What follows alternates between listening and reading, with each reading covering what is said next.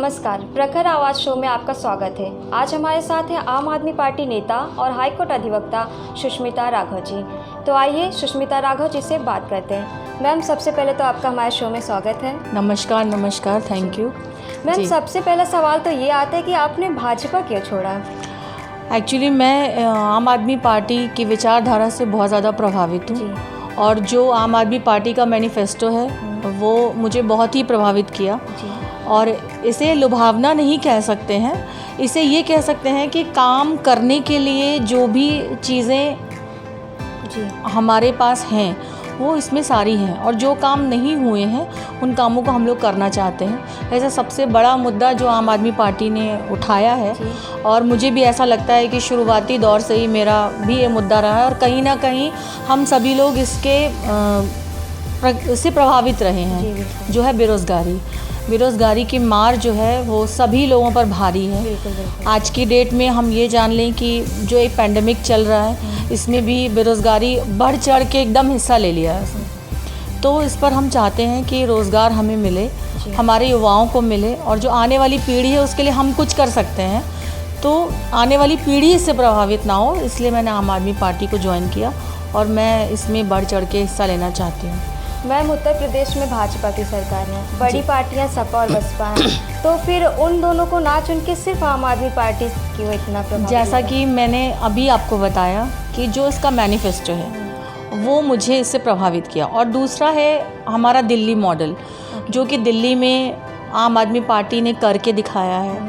काफ़ी हद तक लोगों को नौकरियां दी हैं, बिजली उन्होंने 300 यूनिट तक फ्री कर दिया है, और हमारी महिलाओं के लिए उसमें जो बचत का प्रावधान आया है उसमें महिलाओं के लिए जो उनकी बचत हो रही है उसमें भी बहुत बड़ा योगदान आम आदमी पार्टी का है। और महिलाओं के लिए उन्होंने पूरी दिल्ली में जो यात्रा फ्री करी है उससे भी बहुत बड़ा बदलाव महिलाओं की आने जाने में, और जो बसेस में उनकी सुरक्षा को लेके किया गया है। आम आदमी पार्टी ने जो काम किया है, मैं चाहती हूँ उत्तर प्रदेश की महिलाएं भी इन चीज़ों से वंचित ना रहें और इन चीज़ों का लाभ वो भी उठाएं जो दिल्ली की जनता उठा रही है। मेरा ये सोचना है। मैम, आजकल गठबंधन की राजनीति चल रही है, तो ऐसे में अकेले इस दल पे आपका लड़ना कितना आपको कठिन लग रहा है? नहीं, देखिए, कठिन कुछ भी नहीं है जी। और अगर हम शुरुआती दौर से देखें तो कठिनाई तो जीवन में बहुत कुछ लाती है। जी। और लड़ने से ही इंसान पता चलता है कि उसका कैसा बदलाव होगा। बिल्कुल। हम अपनी आज़ादी के लिए लड़े, हम आज भी लड़ते ही चले जा रहे हैं हर चीज़ से। तो ऐसा है कि अकेले लड़ना कोई बड़ी बात नहीं है, इंसान अकेले ही चलता है। विवेकानंद जी का भी कहना है कि एकला चल, तो ऐसी कोई बात नहीं है। और गठबंधन की राजनीति का मुझसे कोई लेना देना नहीं है। मैं फ़िलहाल पार्टी में आई हूँ, और अभी जैसा कि हमारे माननीय संजय सिंह जी ने भी कहा था कि हम 1 करोड़ लोगों को जोड़ने का काम करेंगे 8 अगस्त तक। जी।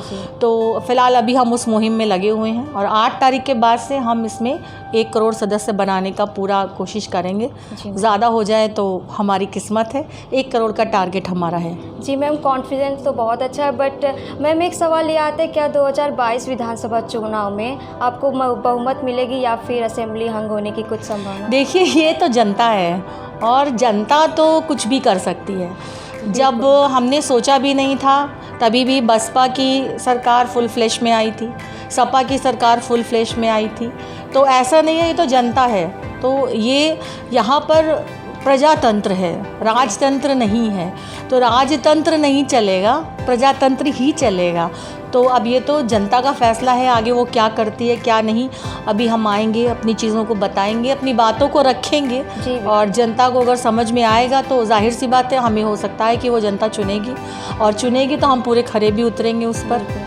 तो मैम, आप अभी जीतने की बात करें तो आप अगर जीत चाहते हैं विधायक का पद, तो आप सबसे पहले क्या करना चाहेंगे? देखिए, विधायक जीतने का तो अभी कुछ ऐसा मैंने लड़ने का नहीं है कि मैं विधायक ही लड़ूंगी या नहीं, तो पार्टी का आगे का मसला है, उस पर हम बात नहीं कर सकते। लेकिन मैं सारे ही जितनी भी हमारे विधानसभा की उत्तर प्रदेश की सीटें हैं, मैं सब सीटों की बात कर रही हूँ।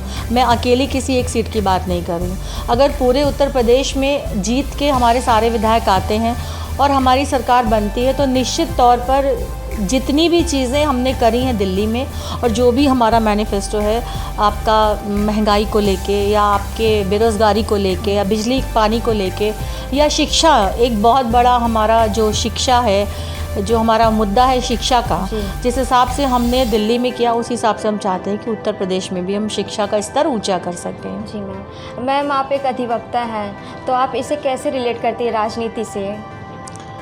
अधिवक्ता है, अधिवक्ता अलग बात है, राजनीति अलग बात नहीं है। मैम, फिर एक चीज़ आ जाती है ना, बोलने वाली क्वालिटी, और यहाँ पे बोलने पे तो पूरी दुनिया टिकी है। कह सकते हैं कि हो सकता है कि बोलने वाली क्वालिटी हो, या हो सकता है कि हमारे अंदर इतना ज़्यादा प्रेशर बढ़ चुका है कि हम कुछ करना चाहते हैं, और मुझे लगता है कि जब आप उस प्रेशर से आगे बढ़ते हैं तभी आप कुछ कर सकते हैं। तो दबाव इतना ज़्यादा हम लोगों के ऊपर हो चुका है कुछ काम करने के लिए, काफ़ी कुछ करने के लिए हम लोग आगे आना चाहते हैं। तो अधिवक्ता हो या अधिकारी हो या आम आदमी हो, फ़िलहाल आम आदमी पार्टी में हम लोग आम आदमी ही हैं, अधिवक्ता को किनारे रख दिया है, वो हमारा प्रोफेशन अलग है। जी मैम आपको क्या लगता है कि धन बल इसमें कितना महत्वपूर्ण हाँ जी? है? धन बल यानी कि धन का लगाना किसी भी चुनावी मुद्दे पे, चुनाव के लिए कितना महत्वपूर्ण होता है? अब देखिए, धन का लगाना महत्वपूर्ण है कि नहीं, ये तो हम लोग जब चुनाव लड़ेंगे तब पता चलेगा। और दूसरी बात ये है कि हमारी जो पार्टी है वो एक ईमानदार की श्रेणी में आती है, और ईमानदार आदमी को कितना लड़ना पड़ता है और किन किन चीज़ों से लड़ना पड़ता है, किन किन बातों से लड़ना पड़ता है, ये तो आप खुद ही देखते हैं कि, और हम लोग ईमानदारी से आएंगे तो हो सकता है कि हम उतना दल बल और पैसे का प्रयोग ना कर पाएँ, लेकिन आम जनता तक हम हैं और आम जनता की समस्याओं को सुनना चाहते हैं और उनको ख़त्म करना चाहते हैं। अब इसके आगे तो दल बल की ज़रूरत, मुझे नहीं लगता कि आम जनता से पूछने के लिए दल बल पैसे की ज़रूरत है, या आम जनता के काम करने के लिए हमें पैसे की ज़रूरत है या दल बल की ज़रूरत है। दल बल की राजनीति अलग है। जी मैम, तो मैम आप एक महिला भी हैं, तो आपको क्या लगता है चुनाव में महिलाओं के लिए कितना मुश्किल होता है? देखिए, आज अगर महिला कंधे से कंधा मिला के हर क्षेत्र में चल रही है, तो अगर ये कहूँ कि महिलाओं के लिए कुछ भी कठिन है तो ये तो मुश्किल है, कठिन कुछ नहीं है। चाहे वो चुनाव हो, चाहे वो वकालत हो, चाहे कोई सर्विस हो, नौकरी हो, इवन घर चलाना भी महिला के लिए एक बहुत ही चुनौतीपूर्ण कार्य है। अगर घर चला रही है महिला तो भी वो चुनौती ही है आज की डेट में। मैम आज की राजनीति में और पहले की राजनीति में आप क्या बदलाव देखती हैं? आज की राजनीति में और पहले की राजनीति में एक बहुत बड़ा बदलाव है। जी क्या? सबसे बड़ा बदलाव ये है कि आज की जनता जो है वो युवा को चाहती है, और जो ये इंटरनेट का ज़माना चल रहा है तो फास्ट है, वो बहुत फास्ट है। और जब जनता फास्ट है, हमारे युवा फास्ट हैं, तो वो फास्ट क्विक एकदम चाहते हैं कि हमारे लिए एकदम जो भी हो फास्ट हो। तो वो ये सोचते हैं कि जो हमारे युवा हैं, जैसे कि युवाओं को आगे आना चाहिए, जिससे कि राजनीति में भी एक बड़ा बदलाव आएगा। जो सोच है तो वो सोच कहीं ना कहीं हमारी आगे है, तो वो बदलाव तो है ही है। एक जनरेशन गैप जिसे कहते हैं वो हर चीज़ में दिखता है, तो राजनीति में भी एक जनरेशन गैप दिख रहा है। तो इसके लिए मुझे लगता है कि युवाओं को आगे आना चाहिए। मैम वर्तमान में बीजेपी सरकार है और इनका कहना है कि यहाँ की राज्य व्यवस्था सब कुछ दुरुस्त है, तो आपको क्या लगता है क्या कमियाँ हैं? नहीं, बेशक दुरुस्त है, हमें कोई कमी नज़र नहीं आती उनकी। फिर क्यों भाजपा छोड़ दिया? नहीं, उनकी सारी चीज़ें दुरुस्त हैं, मगर मेरा जो मतलब मैनिफेस्टो से जिससे मैं प्रभावित हुई हूँ, तो प्रभावित तो इंसान किसी से भी हो सकता है। मैम एक अब ये तो बात है कि अब हम अगर कृष्ण से प्रभावित हैं और राम की पूजा नहीं कर रहे, तो उसका ये मतलब नहीं है दोनों भगवान नहीं हैं। राम से अलग लोग प्रभावित हैं, कृष्ण से अलग लोग प्रभावित हैं। तो कृष्ण और राम अलग अलग हैं, लेकिन फिर भी एक भगवान ही है। तो राजनीति है ये, तो इसमें हम आम आदमी पार्टी से प्रभावित हो गए और हमने बीजेपी छोड़ दी। रही बात जनता की सेवा की, तो वो तो आप बीजेपी से भी कर सकती हैं। हाँ, ये तो बात ठीक है कि हम सपा से भी कर सकते हैं, बीजेपी से भी कर सकते हैं और बहुजन समाज पार्टी से भी कर सकते हैं। और कहने वाली बात तो ये है कि मैं अधिवक्ता हूँ, तो मैं तो सेवा वैसे ही कर रही हूँ। बिल्कुल। और मेरा जो दिव्य ज्योति एक एसोसिएशन है, उससे भी मैं सेवा लोगों की कर ही रही हूँ। और जनता में जितनी समस्याएं हैं उनका समाधान मैं उस सेवा से नहीं कर सकती। मैं सेवा तो किसी भी पार्टी से आके कर सकती हूँ, या एक इंडिविजुअल तरीके से भी मैं बिल्कुल, सेवा गैर कर सरकारी सकती तौर से हूँ और मैं करते कर भी रही हूँ, बिल्कुल। लेकिन समाधान नहीं कर सकती। समाधान हम तभी कर पाएंगे जब हम यूनिटी हमारी होगी। हम यूनिटी कहाँ महसूस करते हैं वो अलग बात है। तो हो सकता है कि मैं यूनिटी महसूस कर रही हूँ आम आदमी पार्टी में। जी। मुझे ऐसा लगता है कि हमारी जो विचारधारा है या जो वो लोग हैं, जो आम जनता है, जो आम लोग हैं, मतलब उसमें कोई ऐसा कल्चर नहीं है, वीआईपी कल्चर नहीं है कि हम उसमें बहुत ज़्यादा लोगों से बात करने में हमें कठिनाई हो, हमारे नेताजी से भी बात करने में हमें कठिनाई हो, या जो माननीय संजय सिंह जी हैं जो प्रभारी हैं हमारे उत्तर प्रदेश के, उनसे भी बात करने में हमें कठिनाई हो, ऐसा कुछ नहीं है। हमारे एक फ़ोन पे, एक कॉल पे हमारी उनसे बात हो जाती है। बिल्कुल, बिल्कुल। तो जो समस्या का निदान हम एक कॉल पे बात करके, या एक कम्युनिकेशन गैप नहीं है इसमें, तो हम समस्या का समाधान कर सकते हैं। तो मुझे लगा कि इसमें आना चाहिए। बिल्कुल मैम। तो मैम आपकी क्या तैयारियां हैं आम आदमी पार्टी को लेके?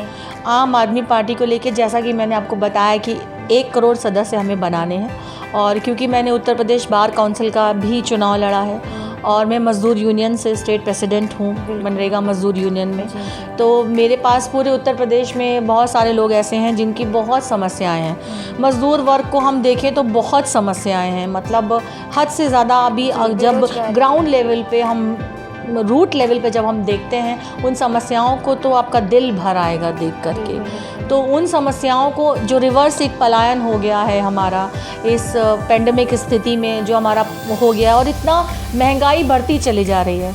जैसे कि अभी आप मान लीजिए फिर 25 रुपये सिलेंडर पे बढ़ा दिया, या आपका पेट्रोल पे दाम बढ़ रहा है, आपकी सरसों के तेल पे इतना दाम बढ़ रहा है। ठीक है, आप दाम बढ़ाइए, प्योरिटी दे रहे हैं वो, मैं ये नहीं कह रही हूँ कि वो प्योरिटी नहीं दे रहे हैं, वो प्योरिटी दे रहे हैं हमको, इसीलिए दाम बढ़ाए क्योंकि प्योरिटी दे रहे हैं। मगर क्या ये समय प्योरिटी देने का है? इस पैंडेमिक स्थिति में आदमी को प्योरिटी देंगे आप, जो इतनी महंगाई कर रहे हैं? ठीक है, हम प्योरिटी से आपके बिल्कुल संतुष्ट हैं, मगर ये टाइम तो नहीं है प्योरिटी का। टाइम गलत है। टाइम गलत है। बिल्कुल। जो इंसान खा नहीं पा रहा है, इंसान जी नहीं पा रहा है, कमा नहीं पा रहा है, बेरोज़गारी इस हद तक है, जिनके पास रोज़गार था वो भी बेरोज़गार हो गए हैं। फैक्ट्रियां बंद हो गई हैं, काम ख़त्म हो गया है, सारी चीज़ों पर आपने रोक लगा दिया है, कुछ काम कर नहीं सकते। इस महामारी में हमको वापस लोगों को आना पड़ा। दिल्ली, बम्बई, बेंगलोर, अहमदाबाद, दुबई, सऊदी, हर जगह से इंसान वापस आ रहा है। तो कमाएगा कहाँ? बिज़नेस करने के लिए पैसा नहीं है, कहाँ से कमाएंगे आप? कहाँ से बिज़नेस करेंगे? तो मैम आप रोज़गार के क्या साधन करवाने वाली हैं यूपी में?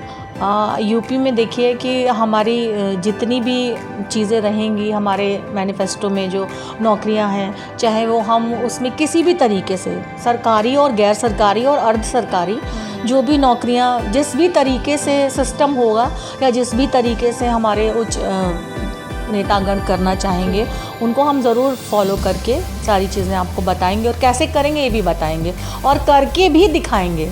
जी बिल्कुल, उम्मीद भी यही की जाती है आपसे। हाँ बिल्कुल। तो मैम आप अपने जनता को क्या संदेश देना चाहेंगी?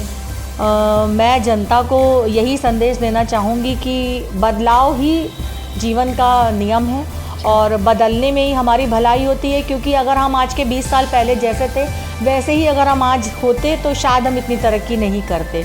तो बदलाव हर जगह ज़रूरी है। तो मुझे ऐसा लगता है कि सरकार में भी बदलाव बहुत ज़रूरी है हमारी स्थिति को सुधारने के लिए। आगे देखते हैं, जनता का फैसला जनता के ऊपर छोड़ते हैं। नमस्कार। बात करने के लिए मैम बहुत बहुत शुक्रिया।